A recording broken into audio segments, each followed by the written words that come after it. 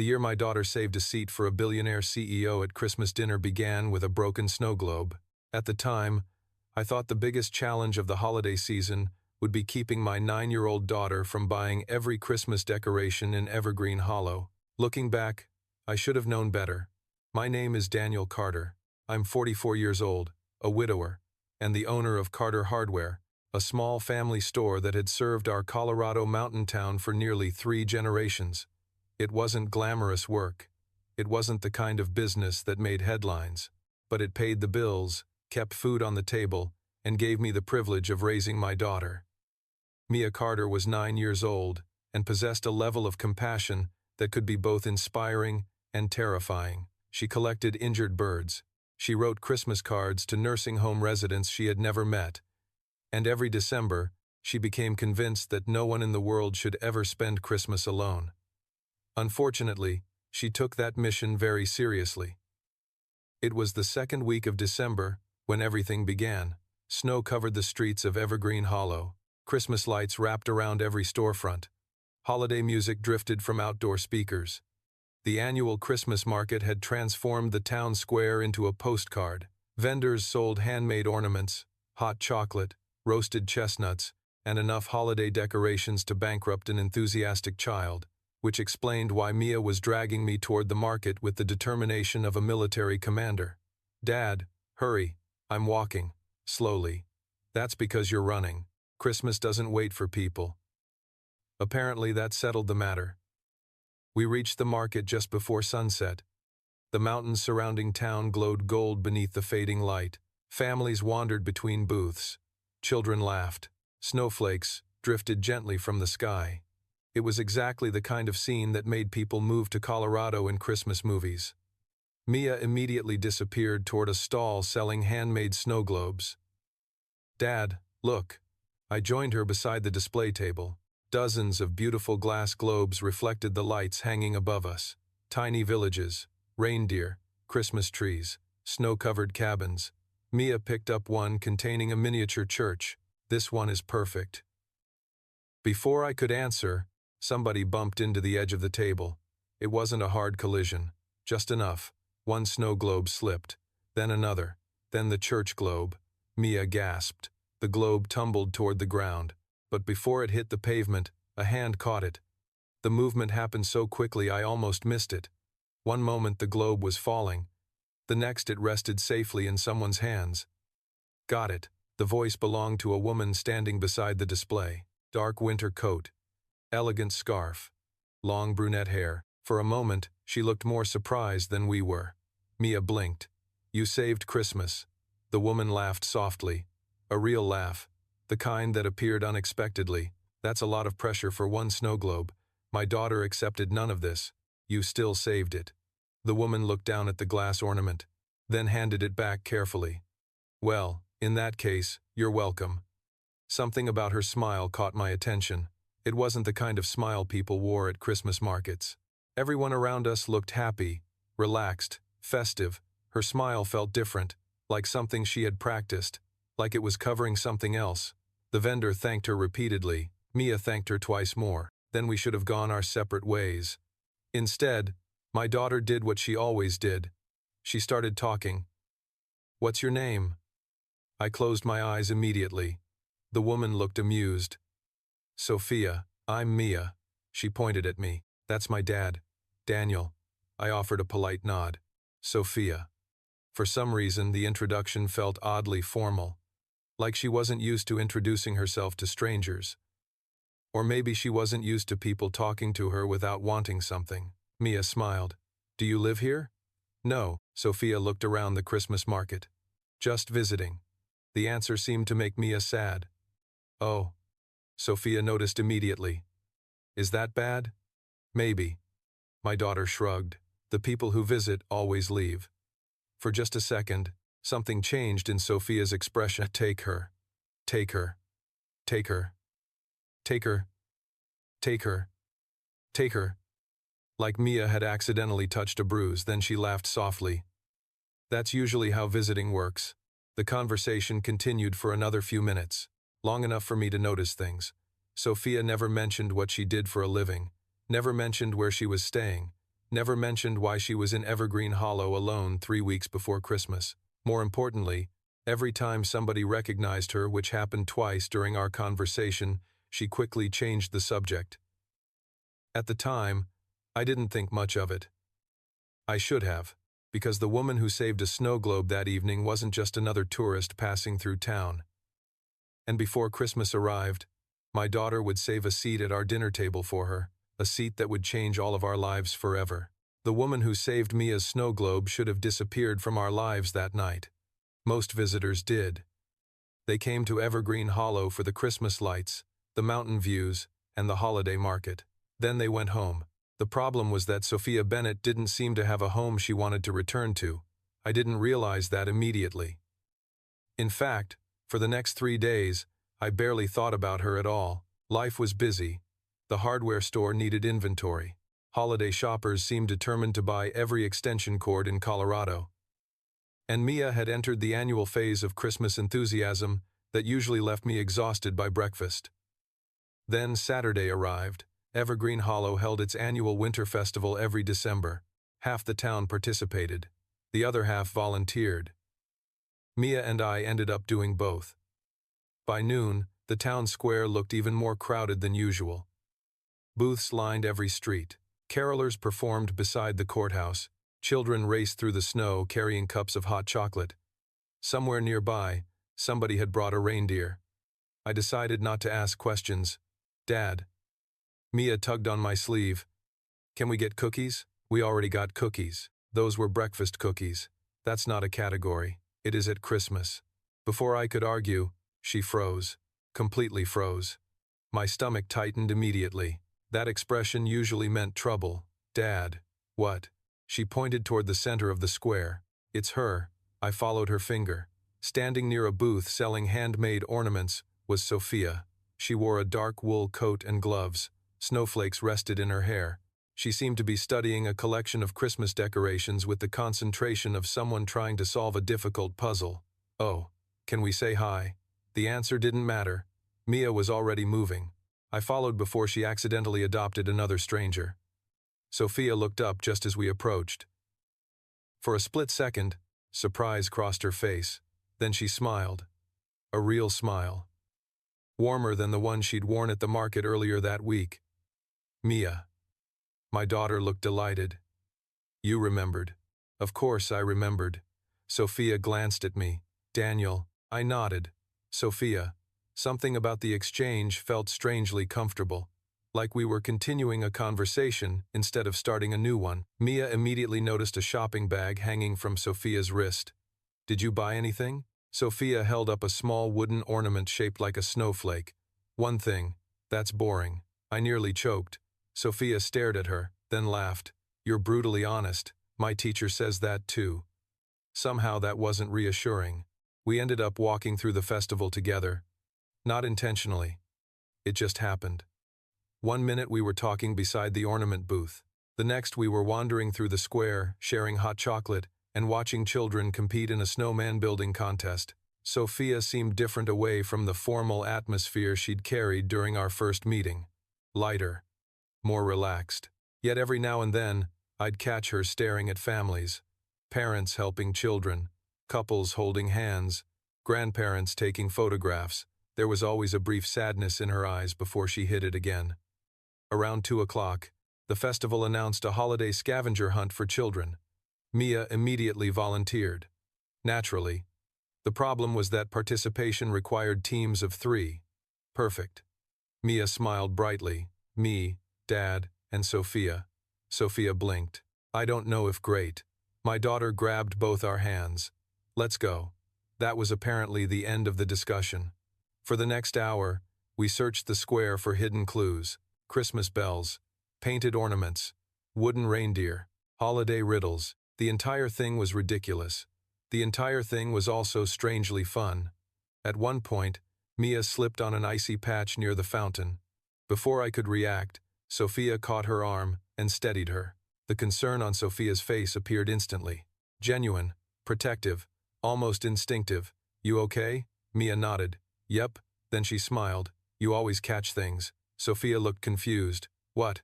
"Snow globes." Mia counted on her fingers. And me.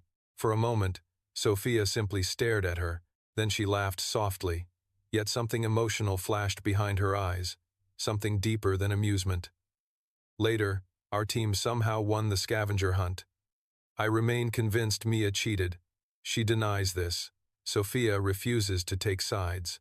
Our prize was a giant Christmas gift basket. Cookies, candy, hot chocolate, holiday decorations, enough sugar to power a small city. We should celebrate. Mia looked between us. Dinner? My stomach immediately tightened. Sophia looked surprised. Dinner? At the diner. Mia nodded enthusiastically. Winners deserve pancakes. Sophia laughed. Pancakes are usually breakfast, not Christmas pancakes. Apparently there was a special category for those too. For a moment, I expected Sophia to decline politely. Most people would. Instead, she hesitated, looked at Mia, then smiled. Okay. My daughter cheered loud enough to attract attention from nearby strangers. As we walked toward the diner, I noticed something unusual. Sophia seemed happy, not polite, not appreciative, happy, like spending an afternoon with a hardware store owner and his overly enthusiastic daughter had somehow become the best part of her week. The strange thing was that it might have been the best part of mine too. What none of us knew was that before the night ended, I would discover the first clue about who Sophia Bennett really was, and it would make absolutely no sense at all. The strange thing was that it might have been the best part of my week too. What none of us knew was that before the night ended, I would discover the first clue about who Sophia Bennett really was, and it would make absolutely no sense at all. The diner sat at the edge of Main Street beneath a glowing red sign that had survived 3 owners, 6 snowstorms, and at least 1 minor electrical fire. It was the kind of place where everyone knew everyone, the kind of place where regular customers didn't need menus because the waitresses already knew their orders. The moment we stepped inside, warm air wrapped around us. Christmas music played softly through old speakers. The smell of coffee and cinnamon filled the room. Mia immediately claimed a booth by the window. Victory table. Sophia laughed as she slid into the seat across from her. Do winners always get assigned seating? Only important winners. Apparently our scavenger hunt victory had become a historical event. A waitress named Carol appeared carrying 3 menus. She smiled at me, smiled at Mia. Then her eyes landed on Sophia. For just a second, she froze. Not dramatically, just enough. Then she recovered. Evening. Sophia noticed. I noticed. Carol quickly wrote down our drink orders and disappeared. The moment she left, Mia leaned forward. Okay. Sophia blinked. Okay what? You. My stomach immediately tightened. Mia. What? She pointed at Sophia. You still haven't told us why you're visiting Evergreen Hollow. Sophia smiled. Maybe I like Christmas. Lots of people like Christmas. Mia narrowed her eyes suspiciously. That's not a real answer. I rubbed my forehead. Sophia laughed. You're very persistent. Dad says stubborn. Because it's true. My daughter ignored me completely. Sophia looked out the window for a moment. Snow drifted softly beneath the streetlights outside. When she finally answered, her voice sounded quieter. More honest. I needed some time away. The words hung between us. Mia seemed satisfied. I wasn't. Because the answer felt incomplete. Not dishonest, just incomplete. Like there was a much bigger story hidden behind it. Dinner arrived shortly afterward. Pancakes, burgers, hot chocolate. More food than 3 people realistically needed, yet somehow Mia still ordered dessert. Halfway through the meal, Sophia's phone vibrated. She glanced at the screen. Immediately, her smile disappeared. The change was subtle, yet impossible to miss. Everything okay? I asked. Sophia locked the screen instantly. Fine. The answer came too quickly, too automatically. Before I could say anything else, the phone vibrated again, then again, then again. Mia noticed. That's a lot of messages. Sophia forced a smile. Work. On a Saturday? Unfortunately. My daughter shook her head. That sounds terrible. Sophia laughed softly. Sometimes it is. Then something happened. A man seated 2 booths away stood up. He looked toward us. Toward Sophia specifically. His eyes widened, No way. My stomach tightened. The man approached slowly, looking increasingly shocked with every step. Excuse me. Sophia closed her eyes briefly. The reaction lasted less than a second, yet it told me everything. She knew exactly what was coming. Are you? The man stopped, looking uncertain. Sophia Bennett. Complete silence. The entire booth froze. Mia blinked. I blinked. Sophia sighed quietly. Yes. The man's jaw nearly hit the floor. The Sophia Bennett? Sophia smiled weakly. That's usually how names work.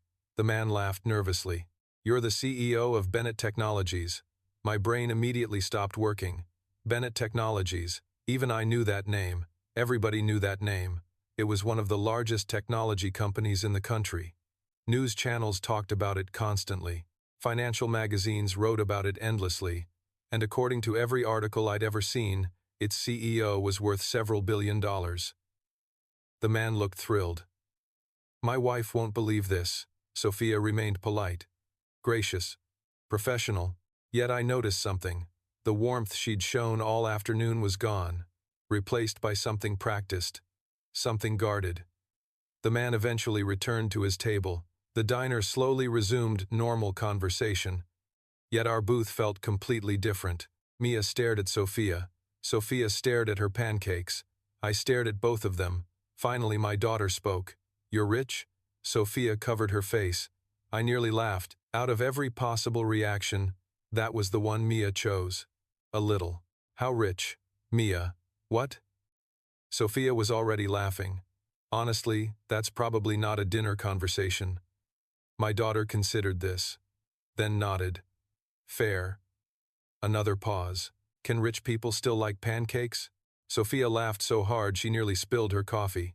I certainly hope so. The tension vanished instantly. Somehow, against all logic, Mia had done it again. She'd cut straight through the Billionaire CEO label and landed on something human, something real. Yet, later that night, after we left the diner and walked through the snowy streets of Evergreen Hollow, I couldn't stop thinking about what I'd learned. Sophia Bennett wasn't just a tourist. She wasn't just a lonely woman visiting a Christmas town. She was one of the most powerful CEOs in America, which raised a much bigger question. If someone with that much money, success, and influence could be anywhere in the world for Christmas, why was she wandering around our small mountain town completely alone? If someone with that much money, success, and influence could be anywhere in the world for Christmas, why was she wandering around our small mountain town completely alone? The problem was that once I started asking that question, I couldn't stop. For the next few days, Sophia Bennett seemed to be everywhere, not in an intrusive way, not in a way that felt planned, yet somehow, every time Mia and I attended a holiday event, Sophia appeared. The Christmas market, the charity toy drive, the town tree lighting ceremony. Even the annual gingerbread competition that nearly ended in a diplomatic incident when Mrs. Henderson accused the church choir of cheating. Sophia showed up for all of it, and every single time, she looked happier than the time before. It was Monday afternoon when things became truly strange. Snow fell steadily over Evergreen Hollow. The hardware store was quiet, giving me a rare chance to catch up on paperwork. Mia sat at the counter drawing Christmas cards for people she'd decided needed them. The list currently included 3 teachers, a mail carrier, 2 firefighters, and a golden retriever named Max. I had stopped asking questions. The bell above the door rang. I glanced up. Sophia stepped inside carrying a cup of coffee and a paper bag. Mia immediately brightened. Sophia. The smile that appeared on Sophia's face was instant, genuine, the kind of smile people don't fake.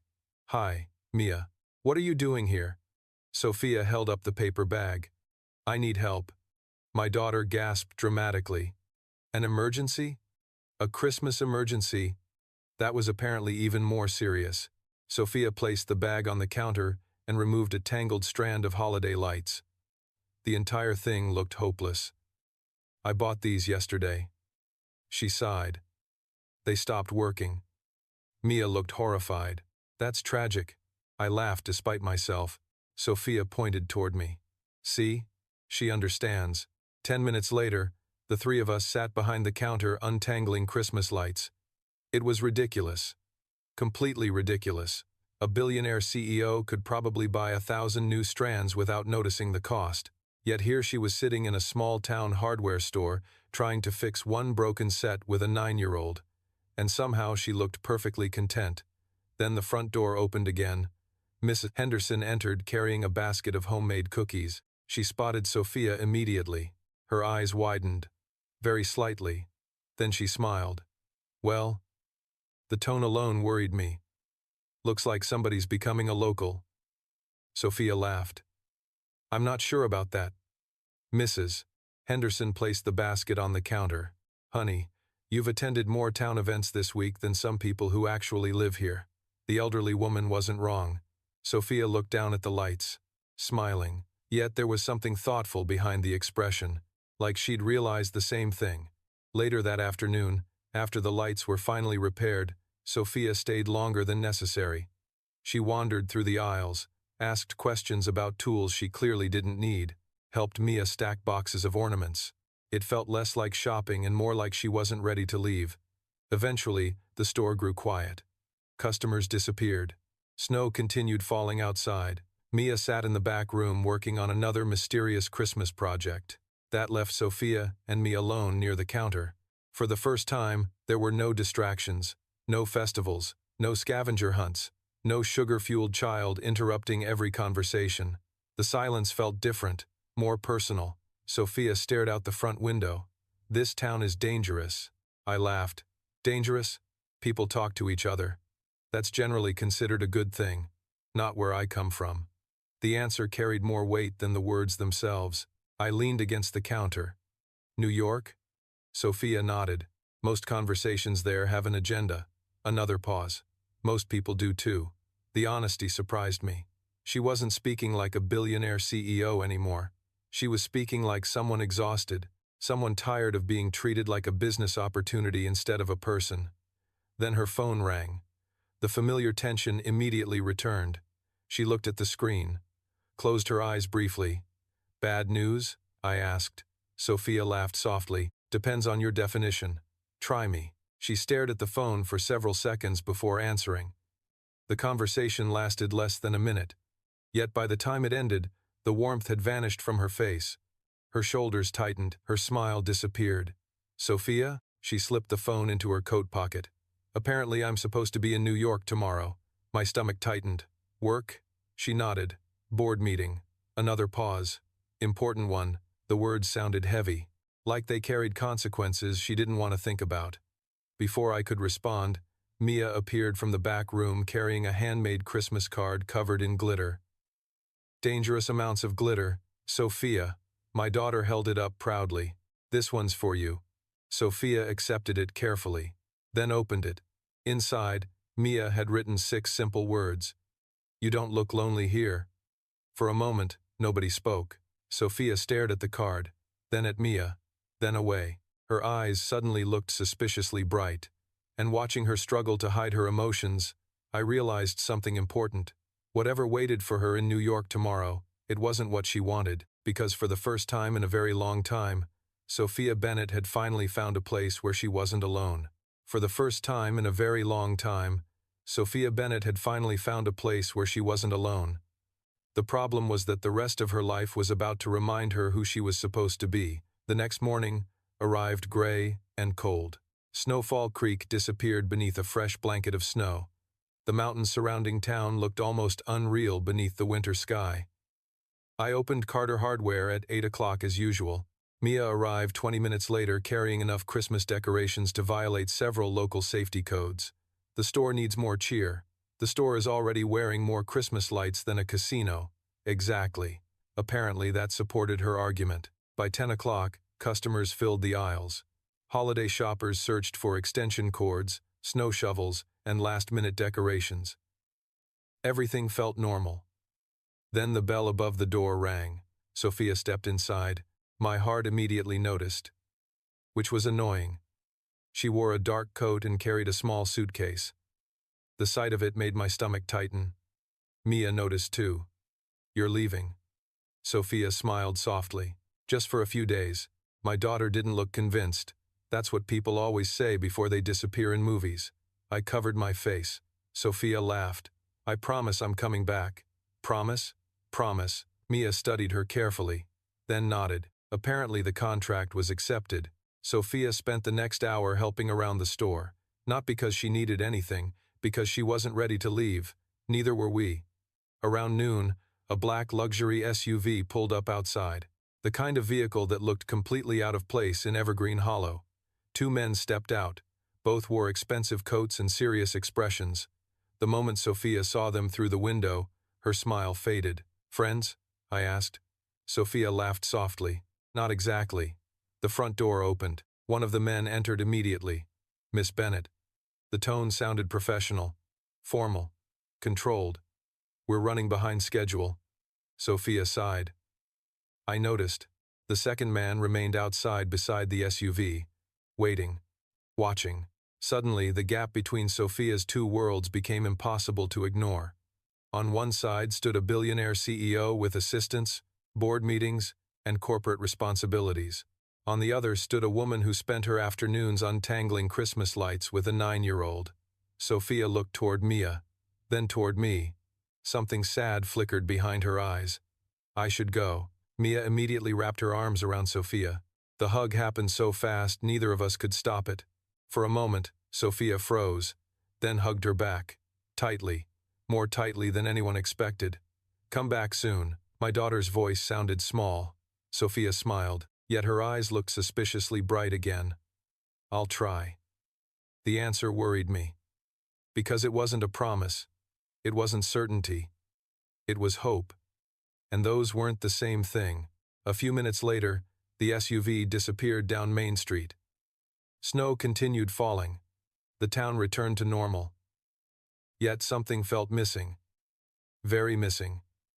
Even Mia noticed. The rest of the day dragged.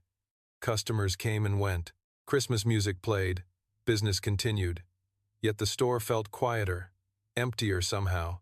That evening, after closing, Mia sat beside the living room window staring out at the snow. "She's lonely." I looked up from my book. "Who?" My daughter gave me a look. "Dad." "Fair point. Why do you think that?" Mia considered the question, then shrugged. "Because she looks happy here. That's usually a good sign. Not if she has to leave." The answer hit harder than expected. The next 2 days passed without Sophia, yet somehow she remained part of every conversation. Mia wondered whether she'd reached New York safely. Mrs. Henderson asked if she'd be back for Christmas. Half the town seemed curious about the mysterious CEO who kept attending local events. Then, late Thursday afternoon, my phone buzzed. A text message, from Sophia, made it through the board meeting. Barely. I smiled before realizing I was smiling, which was concerning. Another message arrived seconds later. "How's Evergreen Hollow surviving without me?" I laughed, then typed back. "Barely." The response came instantly. Smart answer. A strange warmth settled in my chest. The kind that shouldn't have existed after knowing someone for only a couple of weeks. Then another message appeared. "Tell Mia I found a Christmas ornament shaped like a snow globe." My smile widened. I already knew my daughter would love that. Yet before I could reply, one final message arrived. This one was different. Shorter, more personal. "I miss it there." I stared at the screen for several seconds. Not because the words were complicated, because they sounded honest. Completely honest. For the first time since meeting Sophia Bennett, I realized something important. She wasn't counting the days until she could leave Evergreen Hollow. She was counting the days until she could come back. What neither of us knew was that the next board meeting would force her to make a choice. And for the first time in her life, success and happiness were no longer pointing in the same direction. For the first time in her life, success and happiness were no longer pointing in the same direction. The problem was that Sophia Bennett had spent 20 years choosing success. Walking away from that habit wasn't something a person learned overnight. The following Saturday, Evergreen Hollow hosted its annual Christmas charity auction.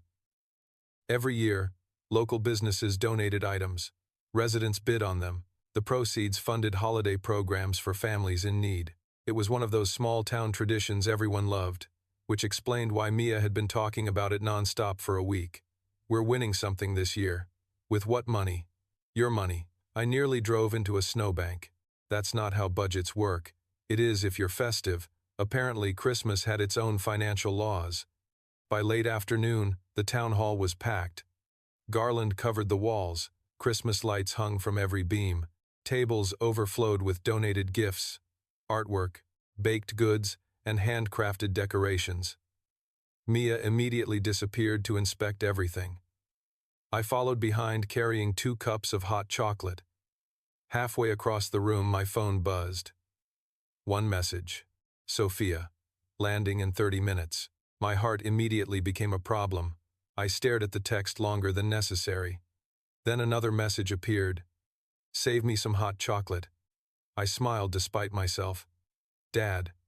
Mia appeared beside me. Why are you smiling at your phone? I'm not. You are. My daughter narrowed her eyes suspiciously. Interesting. I decided to ignore that completely. 45 minutes later, the auction began. Local volunteers moved through the crowd. Residents laughed and competed for everything from homemade pies to ski passes. Mrs. Henderson somehow spent $300 on a decorative wreath and immediately blamed the bidding war on someone else. Business as usual. Then the doors opened. The room quieted slightly, not because people recognized Sophia immediately, because she had a presence that naturally drew attention. She stepped inside wearing a dark winter coat dusted with snow, long brunette hair, tired eyes, beautiful smile. The moment she spotted us, the exhaustion seemed to fade. Mia noticed first. Sophia. Half the room turned toward the sound. Sophia laughed as my daughter sprinted across the hall. A second later, Mia wrapped her arms around her. The reunion looked less like 2 people who'd known each other for a few weeks and more like family. Sophia hugged her tightly. Hey, kid. You came back. I promised. This time the promise had been kept. When Sophia looked at me, something passed between us. Relief, happiness, familiarity. Whatever it was, it felt surprisingly natural. Welcome home. The words slipped out before I could stop them. Sophia froze for just a second, then smiled. Not the practiced smile from boardrooms and interviews, the real one. Thanks. The evening became better after that. Sophia joined our table, helped Mia bid on Christmas decorations, lost a bidding war to a retired school teacher over a gingerbread house. Apparently billionaires were not automatically good at auctions. This is humiliating. You lost to Mrs. Henderson. I laughed. Everybody loses to Mrs. Henderson. Sophia discovered this was true about 10 minutes later. Then the auctioneer introduced the final item of the evening, a hand-crafted Christmas village created by local artists, tiny houses, miniature shops, a church, snow-covered streets, the entire town recreated in remarkable detail. The crowd immediately became interested. Bidding started at $100, then $200, then $400. Within seconds, the price doubled again. Mia stared at the display, completely enchanted. It's beautiful, Sophia noticed. You like it? It's evergreen hollow. My daughter smiled softly. It looks like home. The answer affected Sophia more than expected. I saw it happen. The way her expression changed, the way her eyes lingered on the village. The way she looked at Mia afterward. The bidding continued. $1,000, $1,500, $2,000. The room buzzed with excitement. Then Sophia quietly raised her bidder number. The auctioneer smiled. $3,000. The crowd turned. Murmurs spread across the room. Sophia remained calm. Another bidder responded. $3,500. Sophia lifted her number again. $4,000. The battle continued. Eventually, the room surrendered. The gavel came down. Sold. Applause filled the hall. Mia looked stunned. You bought it? Sophia nodded.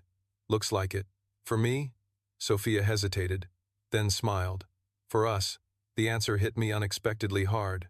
For us. Not for Mia, not for herself. For us. The words lingered in my mind long after the auction ended.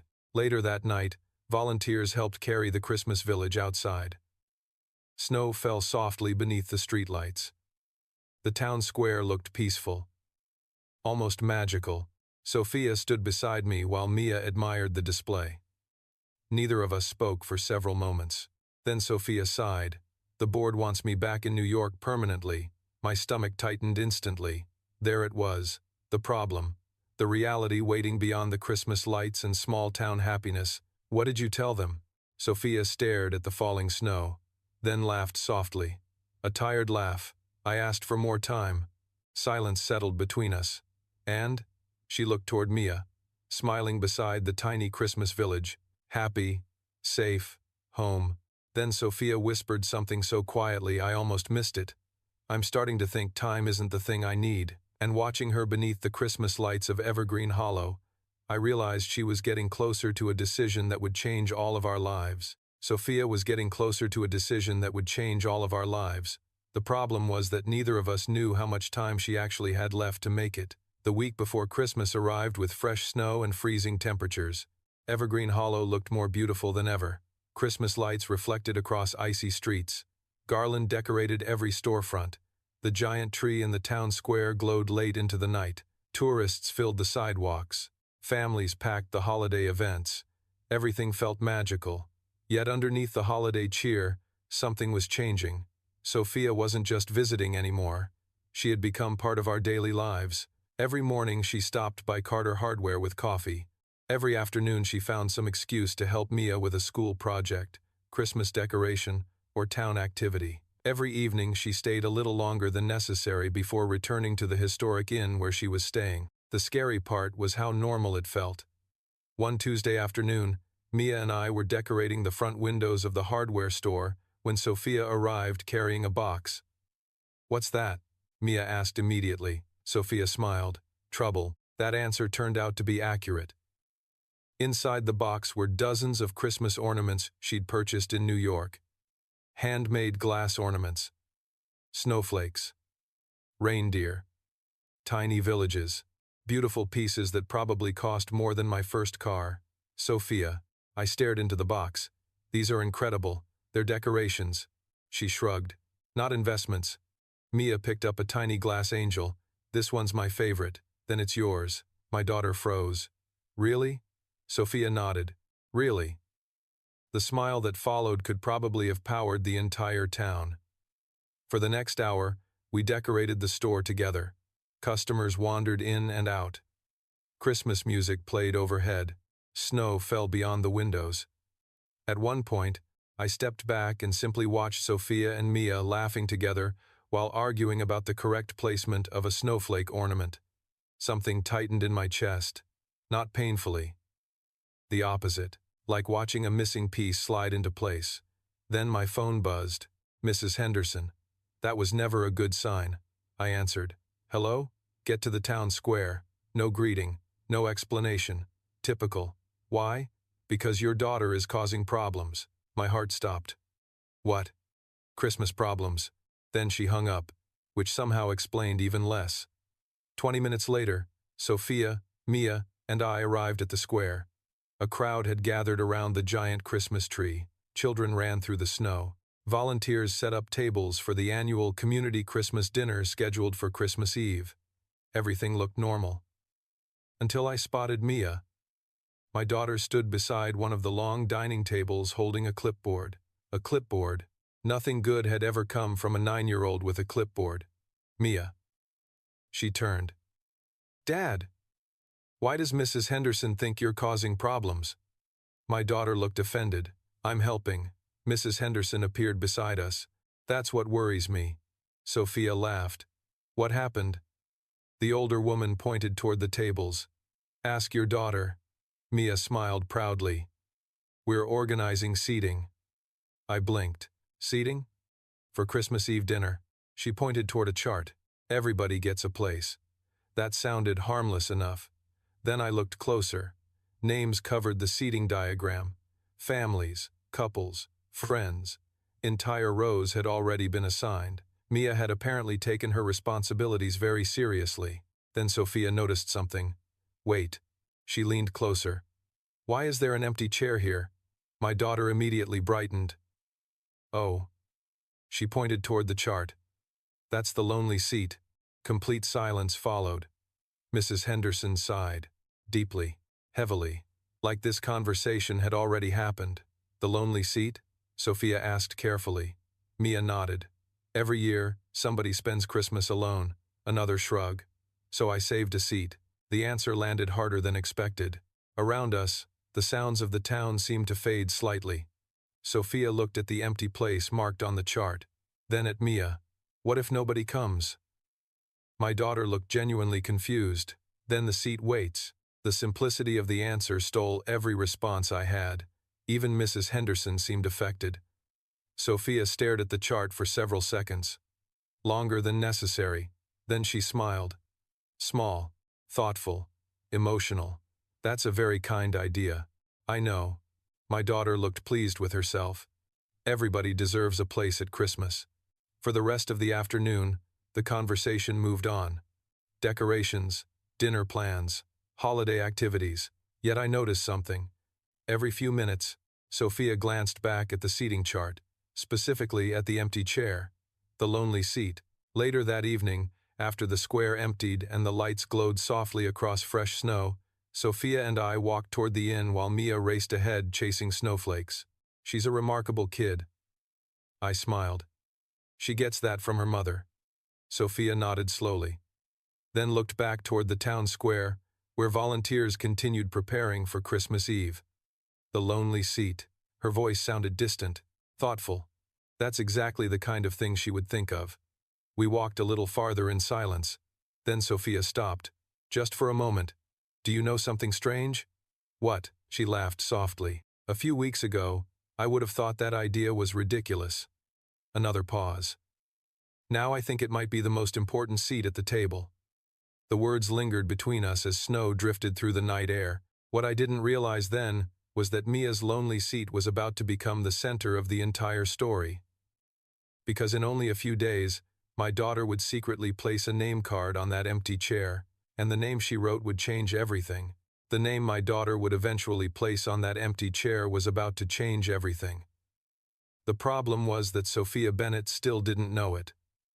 Neither did I. Christmas Eve was now less than a week away. Evergreen Hollow seemed to become more magical with every passing day. Snow covered the rooftops. Christmas lights sparkled in every window. Holiday music drifted through the streets from dawn until late evening. The entire town felt wrapped inside a snow globe. Ironically, that thought immediately made me think of Sophia, which was becoming a problem of its own. Wednesday afternoon found the three of us decorating the community Christmas hall. Volunteers moved tables, hung garland, arranged centerpieces, tested lights. The annual Christmas Eve dinner was one of the town's biggest traditions. Nearly everyone attended. Families gathered. Neighbors shared meals. Visitors were welcomed. Nobody was supposed to spend Christmas alone. At least that was the idea. Mia had taken her role as assistant organizer far too seriously. She marched around with her clipboard like a military commander inspecting troops. The napkins are crooked. Mrs. Henderson looked horrified. They're napkins. Christmas napkins. Apparently that made all the difference. Sophia stood beside me, hanging lights along one wall, watching Mia, smiling. She's going to run this town one day. That terrifies me. Sophia laughed. The sound warmed the room more effectively than the heating system. Then something unexpected happened. One of the volunteers approached carrying a stack of reservation forms. We have another cancellation. The room quieted slightly. Christmas Eve reservations rarely changed this close to the holiday. Mrs. Henderson frowned. Who? The volunteer checked the form. The Wilson family. A collective sigh moved through the room. Everyone knew the Wilsons.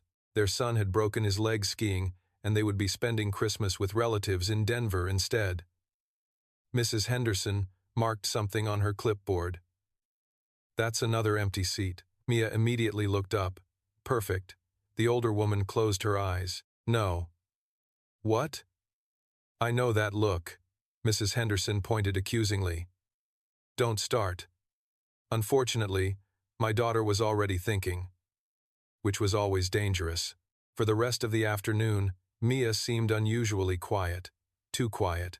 Every parent knows that certain kinds of silence are warning signs. This was one of them. Sophia noticed too. What's she planning? I don't know. That's not reassuring. It never is. Around 6 o'clock, we finally finished decorating the hall. Most volunteers headed home. Snow had started falling again outside. The town square glowed beneath thousands of Christmas lights. Everything looked beautiful. Then Mia disappeared. Completely disappeared. My stomach immediately tightened. Where did she go? Sophia looked around. Wasn't she right here? 10 minutes later, we found her sitting alone near the seating chart, clipboard in hand, marker uncapped, looking suspicious. Mia. She jumped. Hi. What are you doing? Nothing. That answer alone confirmed guilt. I walked closer. So did Sophia. The moment we reached the chart, Mia quickly covered part of it with both hands. Sophia narrowed her eyes. That's definitely something. Maybe. My daughter smiled innocently. Nobody believed it. Eventually, she allowed herself to be dragged home. Yet even then, I noticed her glancing back toward the seating chart. Thinking. Planning. Plotting. The next morning, Sophia received another call from New York. This one lasted nearly an hour. We were having breakfast at a small cafe when her phone rang. By the time she returned from outside, the warmth had vanished from her face. Mia noticed immediately. Bad call?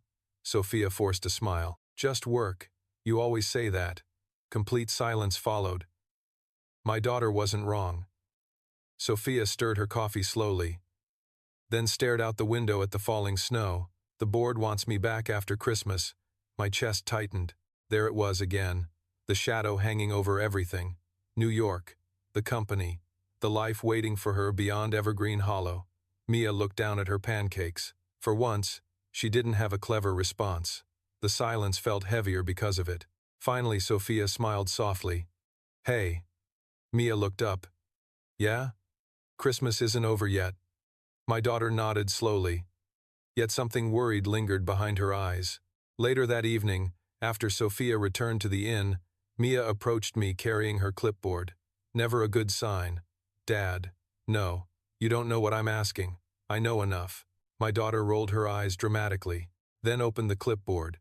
Inside was the seating chart for Christmas Eve. Every chair had a name. Every place was assigned. Every family had a spot. Except one. The lonely seat. Still empty. Mia tapped it with her finger. I think I know who belongs there. My stomach dropped immediately, because suddenly I knew exactly what she was planning. And if I was right, Christmas Eve was about to become a lot more complicated. Christmas Eve was about to become a lot more complicated. The problem was that once Mia Carter decided somebody belonged somewhere, changing her mind was nearly impossible. The next morning, I woke up to find my daughter already dressed, already awake, and already working on something at the kitchen table. That alone was alarming. Christmas break usually meant sleeping late, not strategic planning before sunrise. Mia. She looked up innocently. Morning. What are you doing? Homework. I immediately became suspicious. During Christmas vacation? Christmas homework. That explained absolutely nothing. She quickly folded a piece of paper and slid it beneath a notebook. The movement was so obvious it somehow made things worse. Mia. What? What are you hiding? Nothing. I stared. She stared back. We both knew she was lying. The only difference was that she wasn't very good at it. By mid-morning, Carter Hardware was busy. Last-minute holiday shoppers filled the aisles. Snow shovels, extension cords, batteries, and emergency Christmas lights were apparently in high demand. Sophia arrived shortly after 10 carrying coffee for both of us, a habit she had somehow developed without permission. Good morning. Mia looked up from the counter. Sophia! The smile that appeared on Sophia's face happened instantly. Every time, like seeing Mia automatically made her day better. Morning, kid. For the next hour, everything felt normal, comfortable, familiar. Then Sophia's phone rang. The change was immediate. Her smile faded. Her shoulders tightened. The warmth disappeared. I hated seeing it happen. New York? I asked quietly after she ended the call. Sophia nodded. Richard, the board chairman again. What now? She sighed. They're scheduling emergency meetings for the week after Christmas. My stomach tightened. You have to go? Sophia stared at the coffee cup in her hands, then out the window toward the snow-covered street. Probably. The answer landed heavily between us. Mia heard it too. She pretended not to. Failed completely. The rest of the day passed strangely. Sophia seemed distracted, thoughtful. Every few minutes, I'd catch her staring into space, lost in whatever decision she was trying to make. Meanwhile, Mia became suspiciously helpful. She cleaned shelves without being asked, organized displays, carried boxes. It was the behavior of a child preparing for something. I just didn't know what. That evening, the town square hosted the annual Christmas Carol night. Families gathered beneath the giant tree. Choirs performed. Children carried candles. Snow drifted softly through the air. It was one of the most beautiful traditions in Evergreen Hollow. Naturally, Sophia joined us. By now, nobody questioned it. She simply belonged. Half the town greeted her by name. The other half tried pretending they weren't excited that a billionaire CEO was attending local Christmas events. Mrs. Henderson gave up pretending entirely. "You know." She looked directly at Sophia. "You should stay." Sophia laughed softly. "Just like that? Just like that." The older woman pointed toward the square. "People spend years looking for what you've found here." Silence followed. Not uncomfortable silence. Honest silence. Sophia looked around the square. The families, the children, the lights, the community. Then she smiled. Small, emotional, maybe. It was the closest thing to an answer she'd ever given. Later that night, after the carols ended, Mia disappeared again. This time I found her near the community hall. Standing beside the seating chart. My heart immediately sank. "Mia." She jumped. "Dad, what are you doing?" "Nothing. That's the third time you've said that this week." My daughter sighed dramatically, then stepped aside. I looked at the chart. Every seat remained assigned.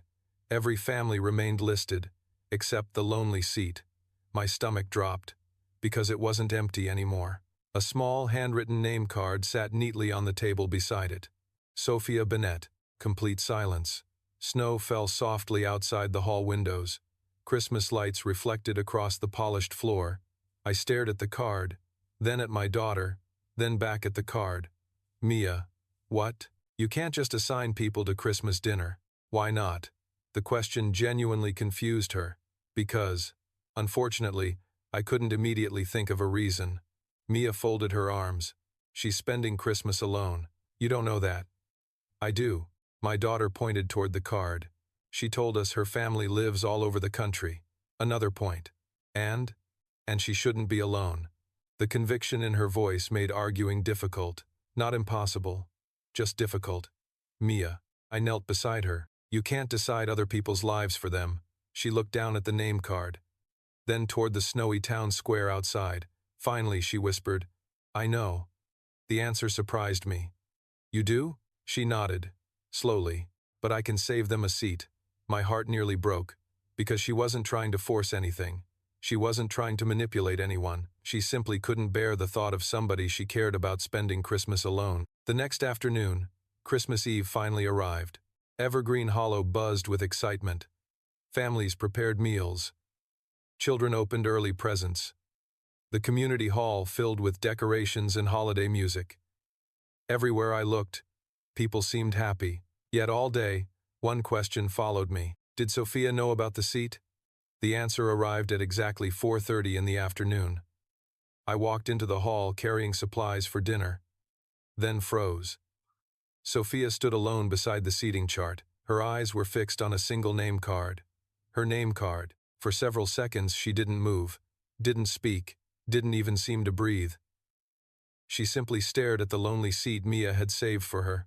Then, very slowly, she reached out and touched the card. And when she looked up, I realized she was trying very hard not to cry. Sophia stood alone beside the seating chart, staring at the small handwritten name card resting beside the lonely seat.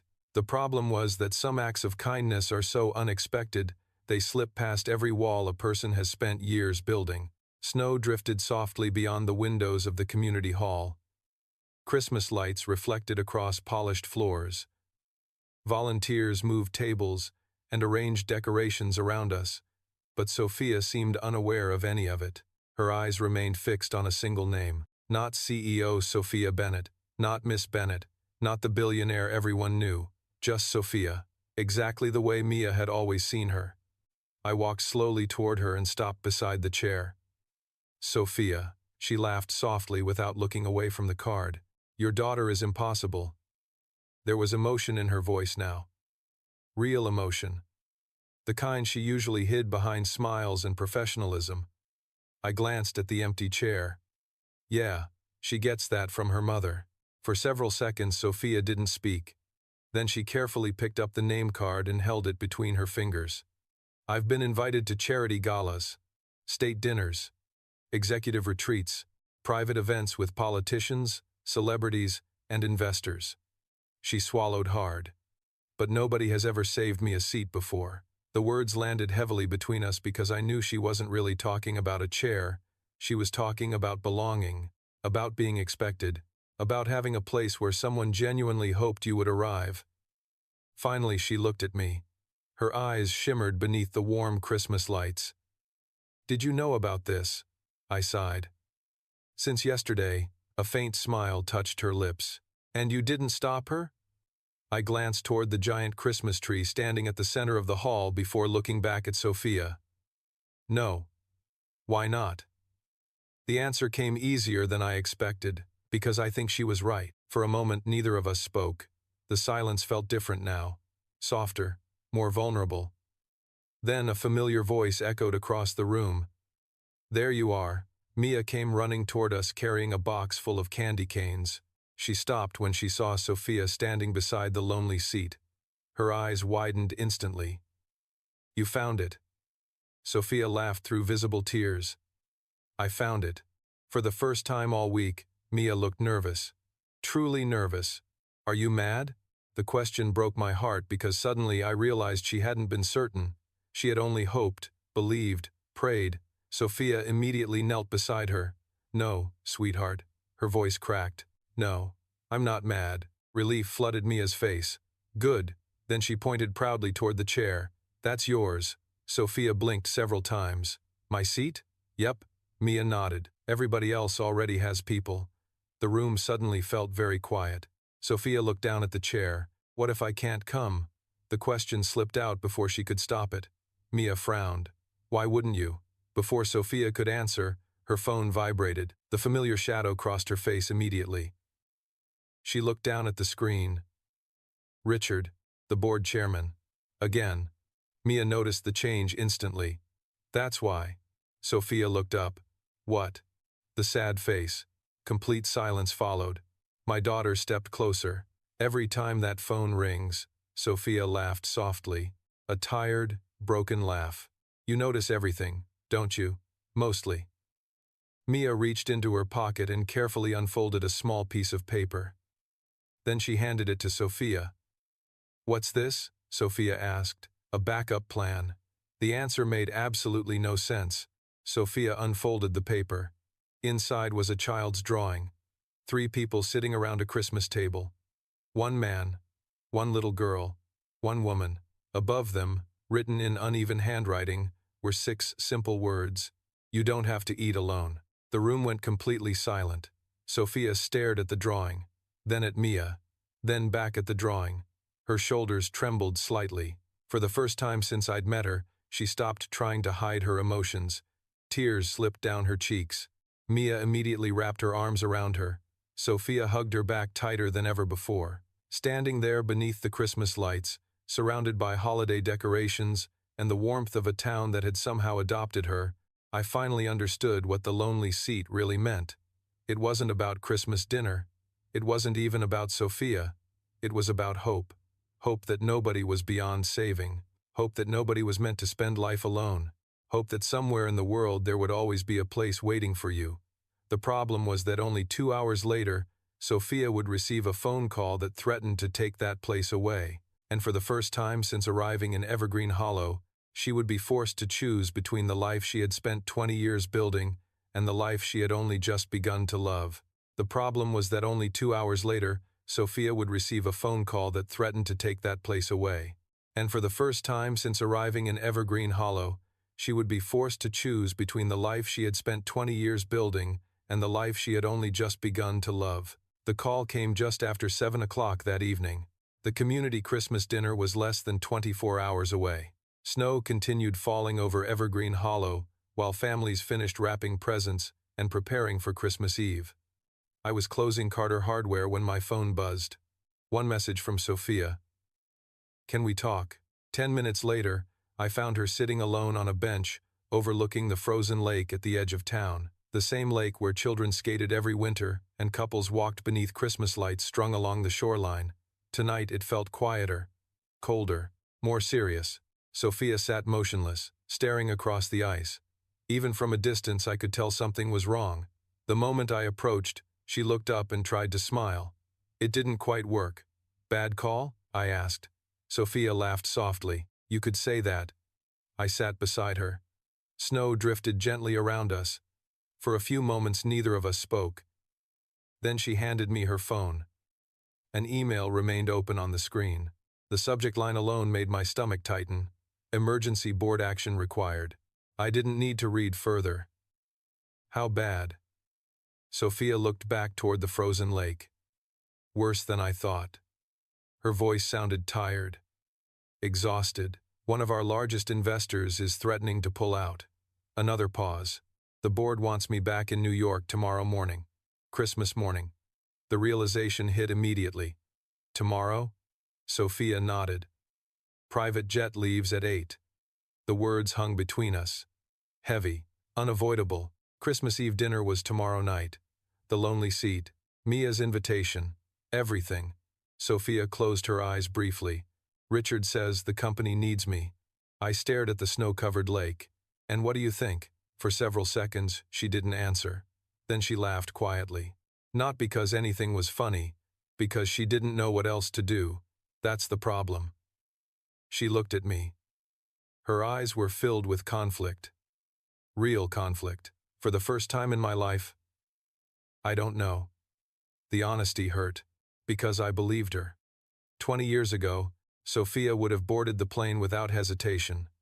10 years ago, she would have considered it a duty. 5 years ago, she would have called it responsibility. But now there was a little girl who had saved her a seat, a small town that felt more like home than any penthouse ever had, a life she never expected to want.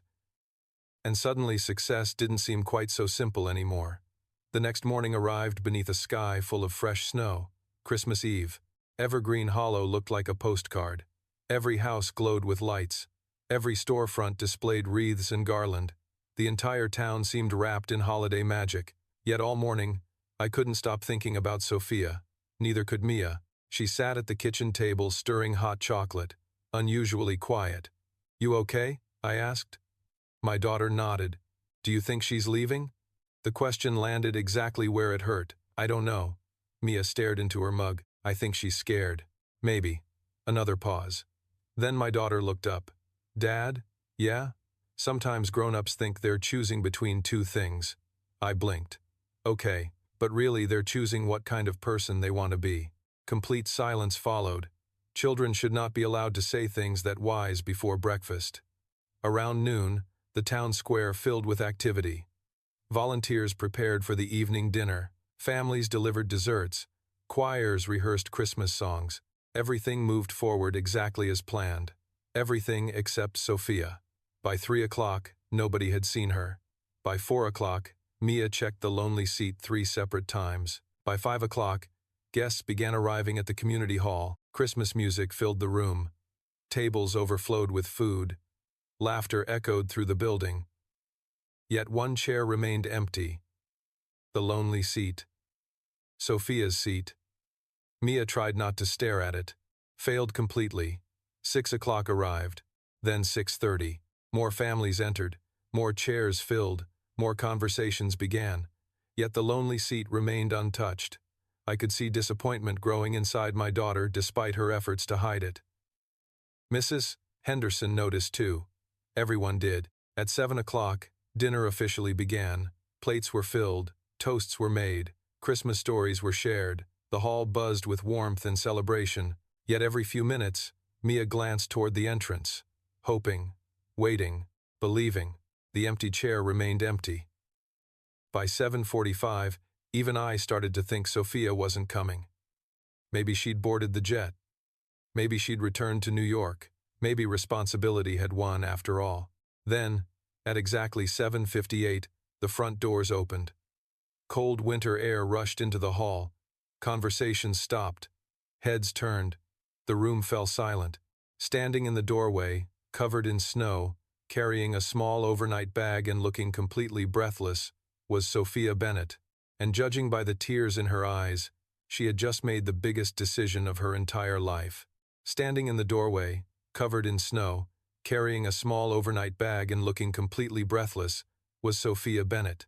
And judging by the tears in her eyes, she had just made the biggest decision of her entire life. For a moment, nobody moved. Nobody spoke. Christmas music continued playing softly in the background. Snow drifted through the open doorway behind her. The entire hall seemed frozen in time. Then Mia saw her. Sophia. My daughter was out of her chair before anyone could react. She sprinted across the room at full speed. Sophia barely had time to put down her bag before Mia threw her arms around her. The force of the hug nearly knocked her backward. Sophia laughed through tears and held on tightly. Very tightly. Like she never wanted to let go. You came. Mia's voice cracked slightly. Sophia closed her eyes. I came. You almost missed dinner. A shaky laugh escaped Sophia. I know, that's not allowed. Apparently not. Laughter spread through the room. The tension broke instantly.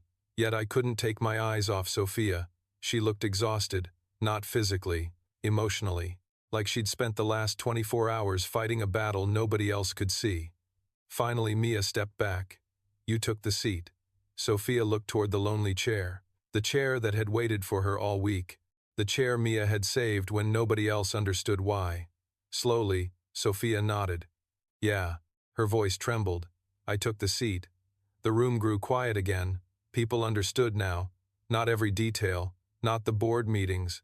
Not the investors. Not the private jet waiting in New York. But they understood enough. They understood that somebody had chosen to be here.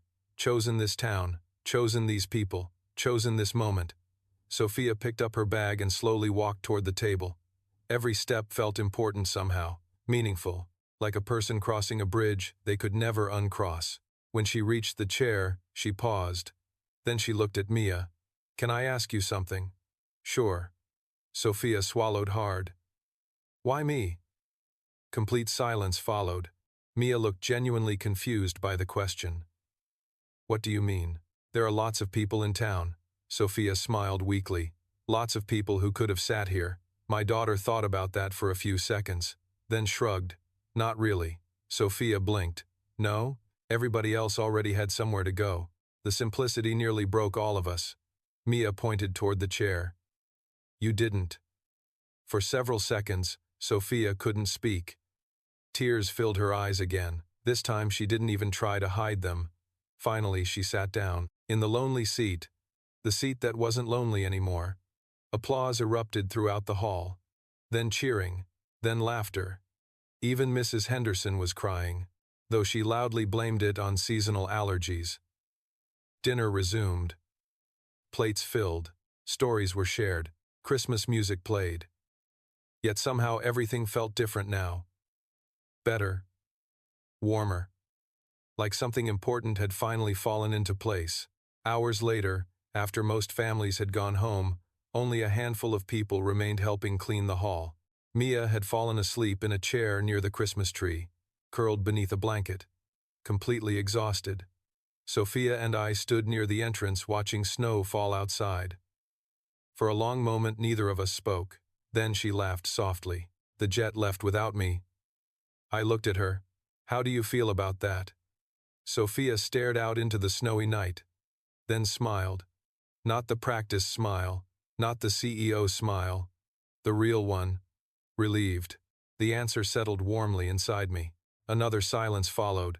Comfortable this time. Easy. Finally, Sophia spoke again. Richard called 3 times. Let me guess. He thinks I've lost my mind. I couldn't help smiling. Have you? Sophia laughed, then looked toward the sleeping little girl beside the tree. Maybe. Her eyes softened. But for the first time in years, I think I lost it for the right reasons. Neither of us looked away. Neither of us wanted to. The Christmas lights reflected softly in her eyes. Snow drifted outside the windows, The world felt smaller somehow, simpler. Then Sophia reached into her coat pocket and pulled out a folded envelope. "What's that?" I asked. She handed it to me. Inside was a document. Official, legal, signed. My eyes widened. "Sophia," she nodded slowly. "I resigned this morning." The words hit me like a freight train. "You what?" She laughed through tears. "I resigned." Complete silence followed. 20 years, $1 billion company. Everything she'd built, everything she'd sacrificed for, gone. Just like that. Yet looking at her, I didn't see regret. I saw peace. Real peace. The kind people spend entire lifetimes searching for. Sophia looked toward Mia again, then back at me. "I spent years chasing success." Her voice softened. "Then a little girl saved me a seat. I couldn't think of a single thing to say. Because there wasn't anything to say. Some moments are too important for words." Sophia smiled. Warm, certain, free. Turns out that was the thing I was looking for all along. And standing there on Christmas Eve beneath the lights of Evergreen Hollow, I realized the lonely seat had done exactly what Mia hoped it would do. It gave someone a place to belong. What none of us realized was that the next chapter of our story was only beginning. Because the woman who arrived as a lonely CEO was about to discover what it truly meant to become part of a family. The woman who arrived as a lonely CEO was about to discover what it truly meant to become part of a family. The problem was that real life doesn't magically become simple after a happy ending. If anything, that's when the difficult questions begin. Christmas morning arrived beneath a sky full of fresh snow. Evergreen Hollow looked like something from a holiday postcard. Smoke drifted from chimneys. Christmas lights glowed softly against the winter landscape. The town was quiet, peaceful. For the first time in weeks, nobody seemed to be rushing anywhere. Not even Sophia Bennett. That alone felt remarkable. I woke up early and headed downstairs. The house was still dark. The Christmas tree sparkled in the corner of the living room. Wrapped presents sat beneath its branches. Everything felt calm. Then I heard voices in the kitchen. One voice belonged to Mia. The other belonged to Sophia. I smiled immediately. Walking into the kitchen, I found them sitting at the table surrounded by flour, cookie dough, and what appeared to be a complete baking disaster. Should I be concerned? Sophia laughed. Definitely. Mia pointed toward a tray of misshapen cookies. These were supposed to be snowmen. I looked at the tray. What happened? We don't know. Sophia shook her head. Something went terribly wrong. The cookies looked less like snowmen and more like witnesses to a traumatic event. Mia giggled. They're still delicious. That was apparently all that mattered. We spent the morning opening presents, drinking hot chocolate, and pretending the cookies looked normal. For a few hours, life felt wonderfully ordinary. Yet every now and then, I'd catch Sophia looking around the house, watching Mia laugh, watching us decorate the tree, watching simple moments unfold. There was always the same expression on her face, Wunder, like she still couldn't quite believe this was real. Around noon, a knock sounded at the front door. I opened it expecting a neighbor. Instead, I found a delivery driver carrying 3 large boxes. "Daniel Carter?" "That's me." "Special delivery." He handed over a clipboard. Minutes later, the boxes sat in the living room. Sophia looked genuinely confused. I didn't order anything. Neither had I. Mia immediately became excited. "Open them." The first box contained dozens of children's books. The second held winter coats and toys. The third contained envelopes filled with gift cards. A note rested on top. Sophia picked it up and read silently, then laughed. "Richard, the chairman?" I asked. She nodded. "Apparently the board voted this morning." My stomach tightened. "And?" Sophia smiled. A real smile. "They accepted my resignation." Relief washed across her face. Then she handed me the note. At the bottom, Richard had written a final message. "If you're really staying in Colorado, at least keep changing lives. Merry Christmas. P.S. The gifts are for the town charity program." Sophia shook her head. "I think that's his version of being sentimental." I didn't know board chairman could be sentimental, neither did I. The rest of the afternoon became something unexpected. Together, the 3 of us delivered gifts across Evergreen Hollow. toys for children, books for schools, coats for families who needed them. Everywhere we went, people welcomed Sophia warmly, not because she was famous, not because she was wealthy, because she had become one of them. At one house, an elderly widow hugged Sophia and thanked her through tears. At another, a young father shook her hand and told her his children would never forget Christmas morning. By sunset, the final box was empty. Snow continued falling softly as we walked through the town square. The giant Christmas tree still glowed above us. Families laughed nearby. Holiday music drifted through the cold air. Sophia stopped walking. "What's wrong?" I asked. She looked around slowly. The lights, the snow, the people, the life she'd chosen. Then she smiled. "Nothing." Her voice sounded emotional. "I just realized something." "What?" She laughed softly.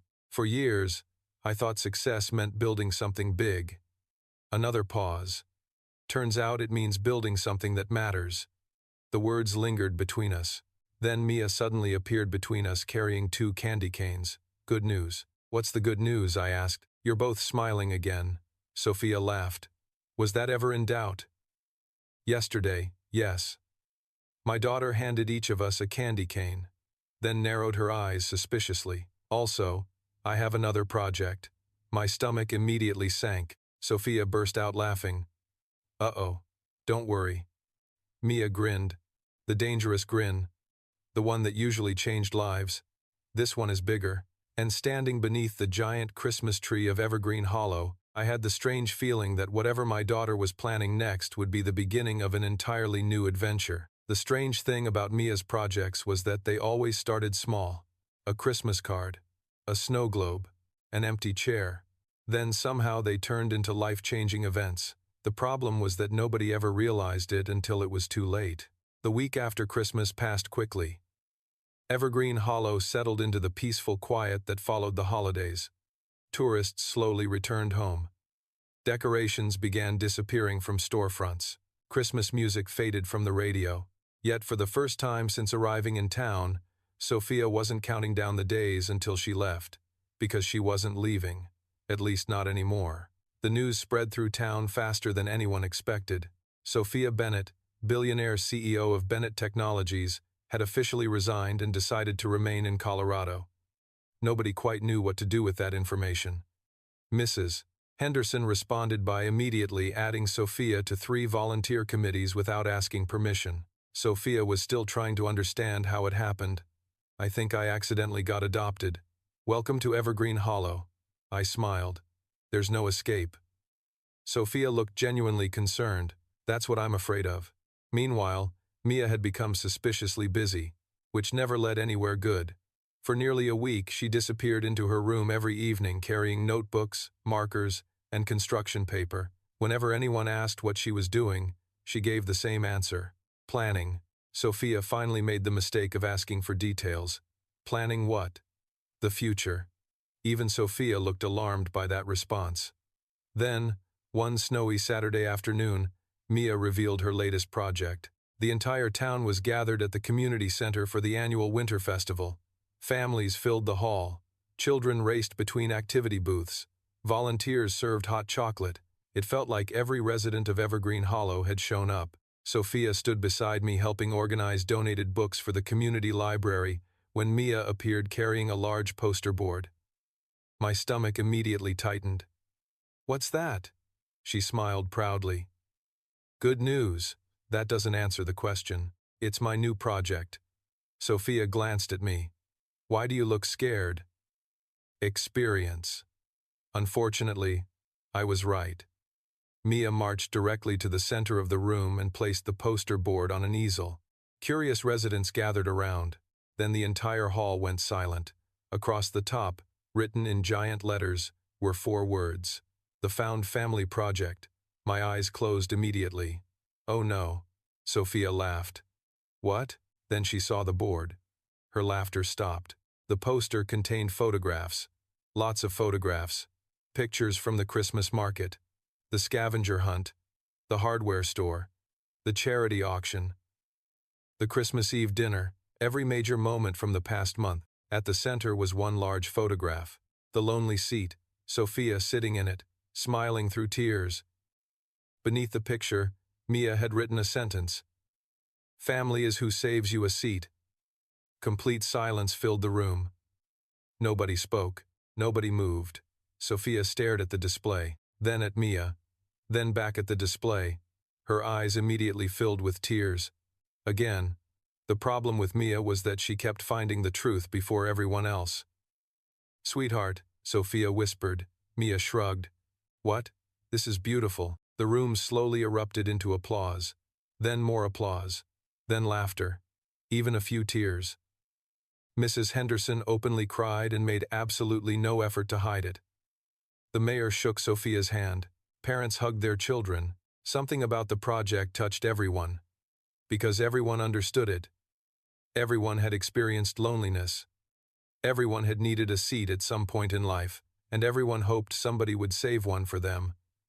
Later that evening, after the festival ended and the town square emptied, the three of us stood beneath the giant tree one last time. Most of the Christmas lights had already been removed. The season was ending, yet somehow things felt more complete than ever. Sophia slipped her hand into mine.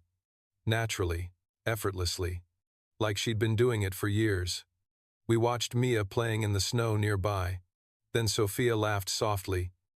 "You know what's funny?" "What?" She looked toward the community center where Mia's project still stood on display. "I spent 20 years building a company worth billions of dollars. That's pretty impressive, maybe." She smiled. "But I think your daughter is building something bigger." I followed her gaze. Families still stopped to admire the display through the windows, smiling, talking, remembering. "Yeah." I squeezed her hand gently. "I think she is." Sophia rested her head against my shoulder. Snow drifted softly through the glow of the streetlights. For a few perfect moments, everything felt exactly right. The lonely CEO, the widowed father, the little girl who refused to let people eat alone. Somehow we'd become a family. The only thing none of us knew yet was that Mia's biggest project was still waiting. And before winter ended, she was going to surprise all of Evergreen Hollow one more time. The only thing none of us knew yet was that Mia's biggest project was still waiting. And before winter ended, she was going to surprise all of Evergreen Hollow one more time. The problem with happy endings is that they rarely stay still.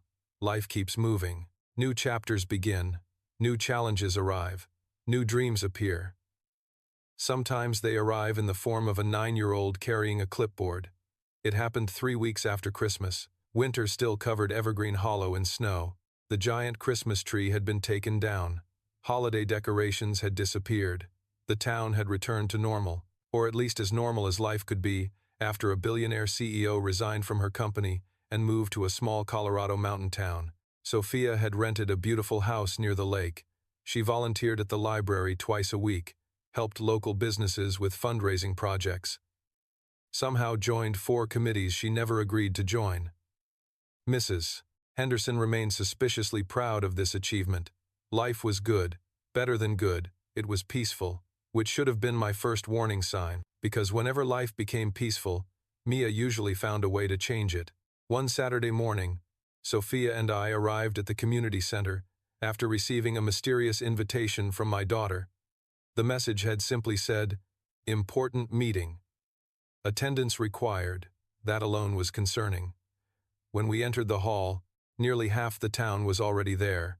Families, teachers, business owners, volunteers, even the mayor. Everyone looked confused. Then Mia stepped onto a small stage carrying her famous clipboard. The room immediately quieted. Sophia looked at me. "Should we be worried?" "Always." My daughter smiled proudly. "Thank you for coming." The confidence in her voice made several adults nervous. "A few months ago," she continued, "I saved a seat for someone." The room instantly softened. Everyone remembered. Sophia certainly did. Mia pointed toward a large curtain hanging behind the stage, but then I realized something. Another pause. "One seat isn't enough." Complete silence followed. Then she pulled the curtain open. Behind it stood a huge wooden sign, beautifully painted, professionally crafted. Across the top were 3 words: "The Open Seat Center." Nobody spoke. Nobody moved. Mia smiled. "It's a place for people who don't have one." The room remained completely silent. Then she explained. The idea was simple. Families could volunteer, residents could gather, newcomers could meet people, holiday meals could be hosted, support groups could meet. Nobody in Evergreen Hollow would ever have to spend a holiday or a difficult season alone again. A place where every lonely seat could become a filled seat. A place built entirely around one simple idea: you belong here. By the time she finished speaking, half the room was crying, including me, including Sophia, including Mrs. Henderson, who had once again blamed her tears on allergies despite the fact that it was January. The mayor stepped forward first, then local business owners, then volunteers. One by one, people pledged support, donations, time, resources. By the end of the afternoon, the project was fully funded. The open seat center would become real. As the crowd slowly dispersed, Sophia sat beside Mia on the edge of the stage. Neither spoke for a moment. Then Sophia wrapped an arm around her shoulders. "You know," she said softly, "I've spent my entire life trying to build things." Mia smiled. "Me too." Sophia laughed through tears. "I know." Then she looked around the hall, at the people talking, hugging, planning, at a community united by a little girl's idea. "But I don't think I've ever built anything this important." Mia leaned against her. "We built it together." For a moment, Sophia couldn't answer. She simply hugged her tighter. Later that evening, after the last volunteer left and the sun began setting behind the mountains, the three of us walked through the town square. Snow glowed beneath golden light. Evergreen Hollow looked peaceful, beautiful, home. We stopped near the place where the giant Christmas tree had stood only weeks earlier, the place where everything had started. Sophia slipped her hand into mine. Mia walked between us. For several moments, nobody spoke. Then my daughter looked up. "Dad? Yeah? Do you think Mom would like Sophia?" The question stopped me cold. Complete silence settled around us. Sophia froze too. Neither of us expected it. I looked down at my daughter, then toward the snowy mountains in the distance. Finally, I smiled. I think she would have loved her. Tears immediately filled Sophia's eyes.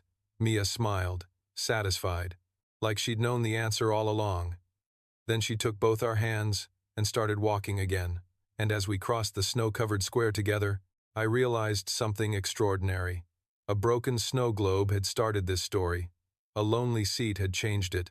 But love had finished it. Not the dramatic kind, not the movie kind, the quiet kind, the kind that shows up when someone needs a place at the table, the kind that stays, the kind that becomes family. And in the end, that was all any of us had really been searching for. The end.